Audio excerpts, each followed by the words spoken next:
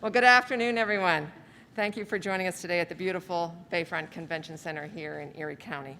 And I am thrilled to welcome Governor Tom Wolf to Erie County to provide updated information on COVID-19 vaccination efforts within the Commonwealth.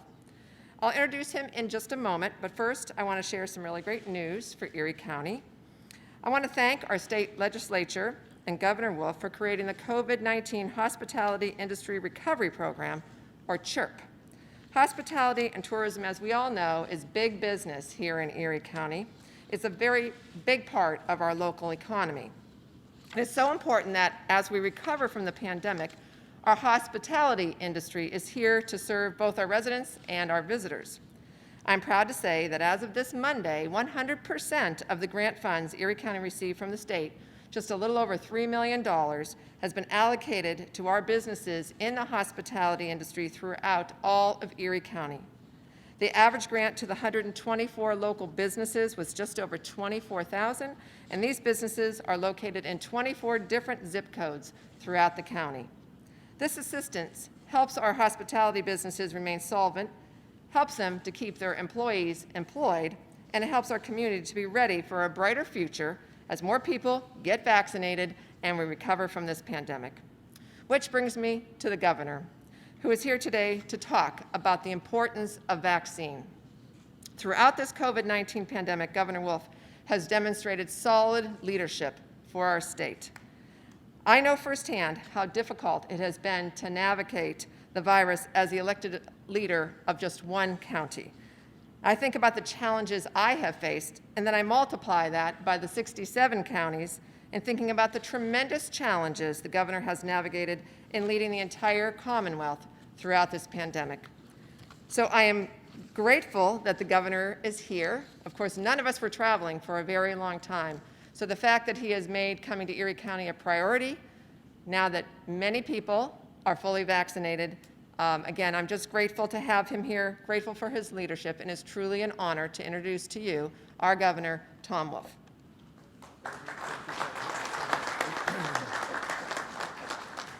So thank you, Kathy. Let me just start by saying I know that you have all kinds of things that maybe you look at and say Erie in terms of weather could be maybe could improve. But I look out here, and I've been here many, many times, and you all know that Erie is the Riviera of Pennsylvania. And looking at today, I mean, this is really, really beautiful, and the convention center is a really nice way to show this off. So tourism should be important here, and it should be even more important than it is because this is a real gem and a real treasure for Pennsylvania. So thank you for being who you are. And thanks for having me here, and Kathy, thank you for that very nice introduction. I really appreciate that. And it is to talk about the vaccine rollout. This is really important.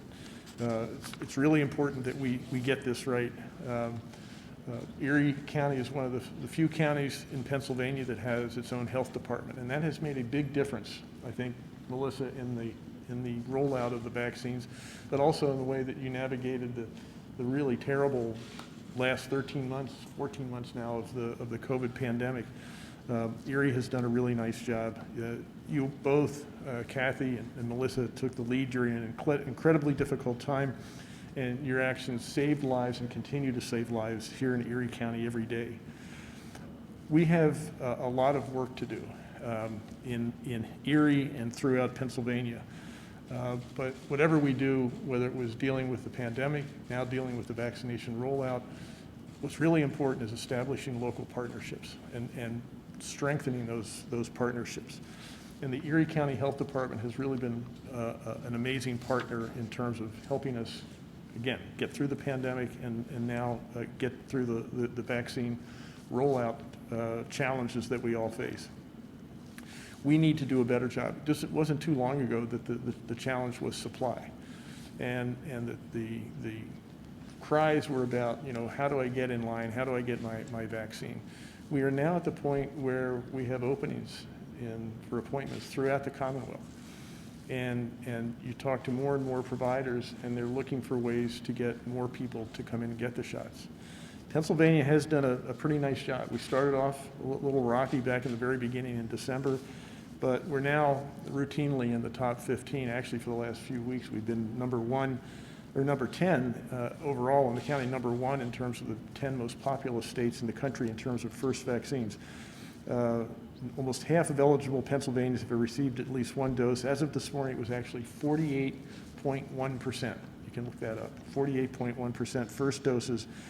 And we ranked 10th and actually first, if my count is right, first among the 10 biggest states in the country. So Pennsylvania is doing a great job, but we really, that means that we need to redouble our efforts right now. We're getting to the point now where everybody who just sort of wanted a vaccine has gotten it. Now we have to take more affirmative steps to make sure that the vaccines are given. And don't forget, the vaccines are only available for people 16 and older.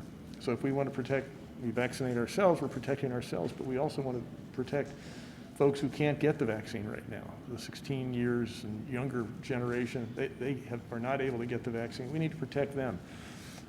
If you're a parent, you want to keep your kids as safe as possible. Get a vaccine. If you're a grandparent, which I am, you want to visit with grandchildren for the first time, and we need to do that. We can't do that until we get this, the population of vaccinated people up. If you're an older sibling, you're preparing to come home from college or for the summer for some other reason, we need you to have a vaccine. The best thing you can do is get the vaccine. Right now, we can't afford complacency. That's the message. We need to help all the folks who are doing the really good, great, heroic work that's being done right here. We need to help them by saying, I'm going to come in and get the vaccine, or I'm going to tell my neighbor or friend, someone who trusts me, say, this is something we really ought to do. Keep in mind, all vaccines are free. You don't need insurance. They're free. And so please come in. Keep in mind, you're not fully protected until 2 weeks after you get the vaccine, but if you're planning ahead, like you're going to go home at the end of the semester if you're in college, or if you're going to take a summer vacation, or just go for a family get-together, plan ahead. Keep in mind, it's 2 weeks after your second dose, and plan accordingly. But don't wait. That's the point. Let's get vaccinated. It's going to help you recover. It will prevent you from getting sick. It's also going to help the Commonwealth recover from this pandemic and get us back to the lives we really want to lead. So this is really an important thing. So now let me turn this over to Melissa Lyon, who is the director of the Erie County Department of Health. Melissa. Thank you, Governor and County Executive, and it's a pleasure to always be here with Representative Mirsky. And I know you've seen my face, week after week often, and so today it's just a pleasure to be here to talk about where we're headed next in the pandemic. So the Erie County Department of Health's efforts to mitigate the pandemic really have been a community-wide effort for the past year. I commend the Erie County residents and their combined efforts to really forge a pathway out of the pandemic by continuing to become vaccinated, seek testing when appropriate, and following our public health mitigation strategies that we know are proven to prevent the spread of COVID-19 disease. Erie County Department of Health, in collaboration with the area healthcare providers, have been working to provide free vaccinations and testing for COVID-19 to all people living in Erie County. The latest vaccination numbers in Erie County per the Pennsylvania Department of Health's daily report are encouraging. We have 23,341 that are partially vaccinated, 83,061 fully vaccinated. That would indicate we have about 41% that have received at least one dose of vaccine in Erie County. So a few important things regarding vaccination and testing. As you heard the governor say, health insurance is not required to receive a vaccination. All COVID-19 tested provided by the Erie County Department of Health mobile unit is free of charge, and insurance is not required. And immigration status will never be asked. Vaccinations are available for those that are 16 years and older, and appointments are appreciated, but walk-ins are absolutely accepted. We are at a point in the vaccination campaign that walk-ins are expected. Clinics can also accept those who need a second dose, even if they received their first dose somewhere else. Just bring your card from your first dose and we'll be happy to help you. Information about vaccination clinic locations can be found by visiting eriecountypa.gov, click on the COVID link, and then the vaccine box. To make testing more widely accessible, the Erie County Department of Health has deployed their mobile testing unit in partnership with LECOM. They've been a fantastic partner with us through vaccination clinics as well as this testing unit. Testing sites are typically Monday, Thursdays, and Saturdays. The schedule can be found by visiting eriecountypa.gov, click the COVID link, and then testing resources. You scroll to the bottom and there's actually a mobile unit flyer link. Testing sites this week are Thursday, 4 p.m. to 8 p.m. at the Corey Walmart parking lot, Saturday, 10 a.m. to 2 p.m. in Iroquois High School. And you don't need any symptoms to get a test. My last point is it okay to skip your second dose? It's not okay to skip your second dose. The first dose allows your body to create immune response and trains your immune system to recognize the coronavirus as a future threat. The second dose helps strengthen this response, helping the immune system be more prepared to fight the virus. Whether you're getting Moderna or Pfizer vaccine, the first dose is approximately 50% effective. The second dose helps double the amount of protection. Without the second dose, the risk of becoming sick with COVID-19 is greater. So, if you miss your second dose appointment, you do not need to restart the vaccination series. Simply schedule an appointment at your earliest convenience or visit one of the clinics that are taking walk-in appointments. It's never too late to get your second dose. Thank you very much, and I'd like to hand this over to Dr. Wagner. Dr. Wagner? Thank you for the invitation to speak. I must say that Erie has risen to the challenge to combat COVID. Just in the amount of time since March, we have seen where we had our community health centers, the Martin Luther King Center, Booker T. Washington, and the Quality of Life Centers, who initiated a program to educate and to offer asymptomatic COVID testing. This has been going on for over a year now. We have evolved into sites where now we are given COVID vaccinations. In these testing centers, these were some of the areas that had the highest numbers of COVID, positive COVID testing. And we were able to engage the community and be directly in the community to offer this testing. And one of the things that I want to say for Erie, job well done. We have gone from where we were testing over 200 to 300 people in a week at the height of the COVID epidemic, the pandemic, and have seen now those numbers are decreasing, but now we are shifting where those people are now coming for COVID vaccinations. And we're able to answer the questions, to ease the fears, for them to invite their family members, to reach out to the spiritual leaders in the community to offer testing at the site as well. So we want to continue that because now we have allowed the people in the community to trust the healthcare systems in their very own small communities, within their own communities. For we still offer the testing, we will continue with the COVID vaccination and educating those people with any questions or concerns that they have through our community health workers. And we thank you for your support. We thank you for the healthcare systems, the 3 healthcare systems, and the Department of Health for coming on board and offering their support. Thank you.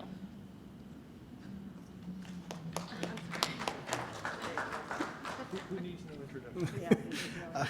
Thank you, Governor. The governor just said I need no introduction.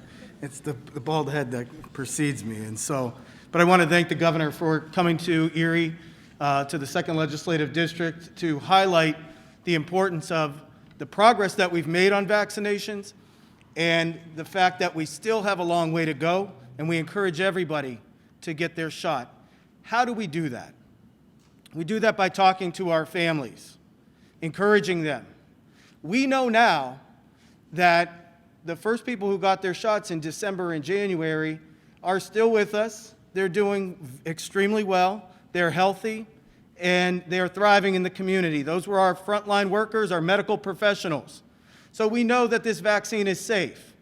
We know from our neighbors and our friends that the teamwork that was done in this community, and we have to give credit to the county health department working with the neighborhood centers and government working with the community, we were able to get out into the communities and make sure people were tested, make sure people were vaccinated, and make sure people were educated. We have to continue with the education. Just yesterday, Erie High had to shut down. Our mitigation efforts are working, but if we get more people vaccinated, including those 16, 17, 18-year-olds that are in high school, if we get them vaccinated, we can go even further to returning to normalcy. We know that summers in Erie are the best times, the best season in Erie, Pennsylvania. And we know that we want to enjoy our summer, and the best way for us to do that is to encourage everybody to get vaccinated. If we do that, we can return to the things that we enjoy in this community. We can return to gatherings. We've come so far. I want you to think back to December when they announced the first vaccines were going to be on their way, and how the demand was so great and the fear was so high. And in just 4 months, the progress that we have made nationally, statewide, and even here locally, it's remarkable. We've come a long way. We have a long way to go. But the people that are here, you're doing your part, and I encourage everyone in the community to do their part. If you're eligible for a vaccination, please get vaccinated. If you're already vaccinated, encourage your friends and family to get vaccinated. We eradicated polio in this country because everybody got vaccinated for polio. We can do it again with COVID. We can mitigate and slow the spread, lower the rate of infection to the point where this is no longer a pandemic, and we can get back to normal life as we know it and as we enjoyed it. So I encourage all of you to do that. And again, I want to thank the governor for being here today to highlight the importance of the progress that we've made on vaccinations and encouraging everyone to get vaccinated as we move forward into the summer. Thank you.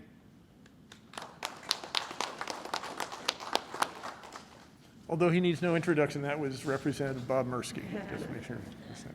Okay, any questions for Bob or anybody else up here? Yes. Governor, the recent downturn in the number of vaccinations we've seen in Erie County and across the state, are you concerned about the state reaching herd immunity? And what special endeavors can you do to help increase the likelihood of us reaching herd immunity? Yeah, first of all, that is a concern, and it's a concern, I think, all across the country. We have a weekly National Governors Association meeting, and that is on the mind, that's top of mind for I think, just about every governor who's on the call.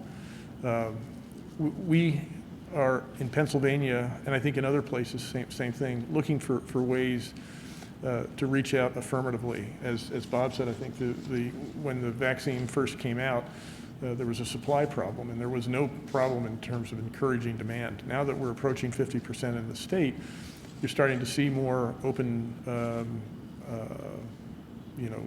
appointments. You're starting to see the hesitancy become a little more apparent. So at the state level, we're looking for things that we can do to make the vaccine process more trustworthy and more convenient. And I think it depends on who you're talking to as to what the problem is. Say in sparsely populated areas, the convenience seems to be an issue. I think that's an issue in terms of a lot of college students as well. When it comes to other areas, it's a matter of maybe moving from appointment only to what you've done here, and that is appointment, or if you're a walk-in, that's not going to deter you from getting a vaccine. Down in Washington County, for example, tomorrow, for the first time, they're going to say, anybody who walks in, no appointment at all. It's just going to be a walk-in. So that's what they're trying to do. From a marketing point of view, we are trying to do social media, PSAs, paid media, to try to make the message that we've all made here today, and that is we really owe it to our neighbors, our family, our friends to get the vaccine. Obviously, it'll help us, but it's going to help Pennsylvania get to that point of herd immunity. And I don't know exactly when that is. Some say 70%. So we're at 50%. The rate of people getting a second dose if they've gotten the first vaccine is pretty good. There's not much drop off. So, we are at probably around the 50% rate in terms of acceptance. So we have another 20% to go, but there's some really hopeful signs. The senior population, 65 and older, were among the first to get the vaccines to qualify in the phase 1A. Right now, our statistics are that we have at least one vaccine, but two, but at least one in 92, I think 92% of the population is 65 and older. Now, you might want to have that confirmed by the Pennsylvania Department of Health, but I think the last statistic I saw was around 92%. That suggests, we would have thought before that 80% would be a good, if you had 20% drop off because of hesitancy or whatever reason, that would be something to be concerned about. But in our senior population, we're at 92% pickup. That's a really good signal that maybe the hesitancy is not going to be as big a problem as we might think. But to your original point, right now, we need to work hard to make sure that we continue to encourage demand and make sure that now that we've gotten to the point where the supply is not as big an issue as it once was, that we actually make sure that the demand doesn't fall off. Yeah. Hi, Governor. There's a lot of concern around the Erie and surrounding areas now that there is enough supply. We've had local vaccination clinics calling into our office, our newsroom, saying, listen, we're going to have to throw out doses because people aren't coming in. We've had people come call into our newsroom that had to cancel several appointments. There's a worry that some vaccines will go to waste. You were talking a little bit about walk-in appointments and how Right. Places like Washington County might start that. We know that LECOM is going to be starting that at least a little bit coming up next Monday. Would you ever get to a point in the near future where you would not only encourage but potentially mandate that these mass vaccination clinics in Pennsylvania allow at least some hours each day for walk-in appointments specifically? Mandate, such a harsh word. Yeah, encourage, yes, strongly encourage, absolutely. And I think we already have a system in place where and as you point out, as providers are seeing the downturn in terms of what they can put, we have a requirement that you have to get 80% of your vaccines out within 7 days. As providers can't do that, they're voluntarily saying, we just don't have enough demand. And what we've done is, like yesterday, just added 200 new providers. And as that happens, there are going to be more and more providers. We started with a small core and have expanded that every week as the data has come in on this. But right now, as we see this, this is going to lead us to spread the net much more broadly and do things like that. Another thing we're looking at is to make sure that the vaccines get in the hands of family physicians and pediatricians, so that instead of the mass vaccination site, that you're talking to the person that you're going in for your checkup or you have a problem. That while you're here, why don't you get one of your COVID shots? And I think so. Those are the kinds of things that we're looking at doing. So absolutely, if you're at a big vaccination site and you depend on volume, and you've had the volume in the past, you can't count on that to take you through to the future. And so we're all looking for ways to make sure that we're getting doing every possible thing we can to get into the arms of people who may not be as eager to get the shot or able to get the shot at a mass vaccination site. Another quick question, if I may. We know the CDC came out and announced that if you've been vaccinated, if you're in an outdoor space, that you don't have to wear a mask. We know that Pennsylvania has gone step by step with that CDC recommendation.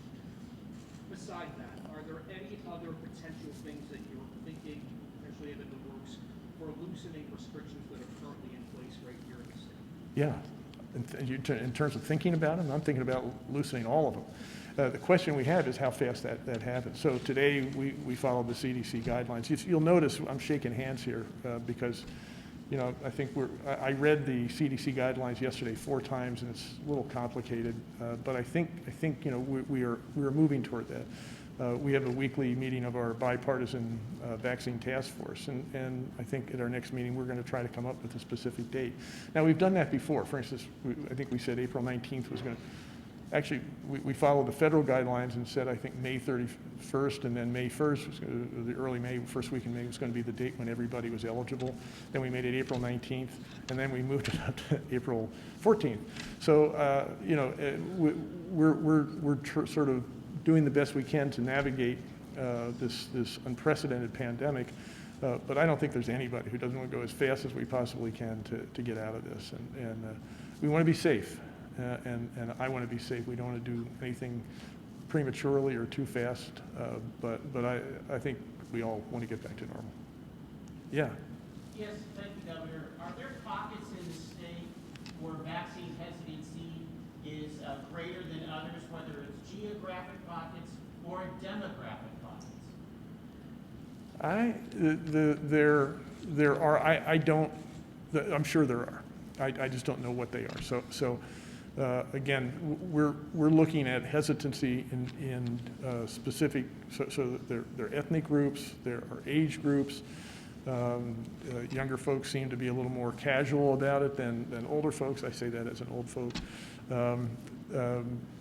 You know, and everybody has their own reasons. It's why I thought it was interesting that the first group that we really focused on to get the vaccines, the older population, we had a huge pickup. And so if that's any indication over time as we keep sending the message out, there is an acceptance that's there. There's no question, though, that we're going to have to make, and we already have, we'll try to reach different groups, different geographic groups, different ethnic groups in different ways. And we have, I can assure you, not exhausted all of the different ways we're going to do that. Governor, you seem fairly optimistic with the recent downturn in vaccinations we've seen here in the last week. The local officials, the county executive, the folks from the health department, were telling me they were a little more discouraged, about this downturn. You seem more optimistic. Am I reading that right? Yeah, well, I'm optimistic. I'll let Kathy, maybe she has another reason. But I think that when we looked at the hesitancy, we knew that there was going to be a hesitancy problem. Back in December, all we were thinking about was how can we get enough supply here. But we all knew there was going to be a hesitancy problem. The surveys back then were showing that of the ones who were saying, I'm not sure I'm going to get a vaccine, there's only a small minority that said, I'm definitely not getting a vaccine. Most of them were sort of like, I'm taking a wait and see attitude. It was concerned when a lot of healthcare professionals in the long-term care facilities, the uptake nationally has been lower than you might expect. But the sense that I'm getting is that that's not because they're anti-vaccination. They're actually just sort of saying, I just put it off. It's a much more casual thing than that. So I'm not sure. So yes, I'm an optimist. Kathy? I think for me, just wanting to make sure that we are reaching out in as many different ways as we can, because I do believe with maybe the younger population, we have to reach them in different ways than we reach the older population. And so we're working towards that, and I think the mass clinics may eventually fold into more targeted clinics where we would go to a business or go to some event where vaccines could be offered to people. And I think the other issue is we have to make sure we have time slots that are conducive to people's work schedules. And the original clinics were more during the day, but we're having some now later in the day. So those kind of things have to happen in order to increase the opportunity for people to get the vaccine. Yes.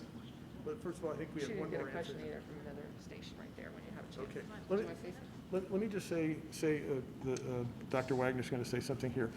Let's not confuse pessimism for a sense of urgency. I think we all have a sense of urgency. We all really want people to get vaccinated, but I don't think that should be confused with pessimism. I think I have, and I'm sure county executive does too, have great hopes and great faith in the willingness of Pennsylvanians to do the right thing. Dr. Wagner. Hi, I just want to say this. With everyone in the room, to look at your immediate family, and are you vaccinated? Are members in your immediate family vaccinated? And look outside to your extended family members. And those who are not, ask them why. And be able to help them to draw conclusions or to answer their questions and concerns. Because it actually begins with us. The vaccine is now available. It is now accessible. But we have to have some ownness on ourselves within our own circle and extend that out to ask those people, why? What is your concerns? How can we help you? How can we point you to the people to answer those questions for you to get vaccinated? So I just encourage everyone that we're all accountable, not just your frontline workers, not just your government officials, but we as individuals and as a community. And I really would like to see Erie go up on the rise and let us be the first in Pennsylvania to have the herd immunity, because we spread the word ourselves. We didn't rely on the government officials or healthcare workers or frontline workers. We said we are going to be responsible for our family and our extended family. All right, yes. Governor, on another topic, there were plans for the flagship Niagara to sail this summer. Those plans have been canceled and the ship will stay here and they're not allowed forward. This ship is, a source of economic growth for this area. What's your reaction to that? Yeah, I just heard about this morning. I think the issue is that the Pennsylvania Historic Museum Commission made a decision back in March based on the information then. They're just trying to keep people safe.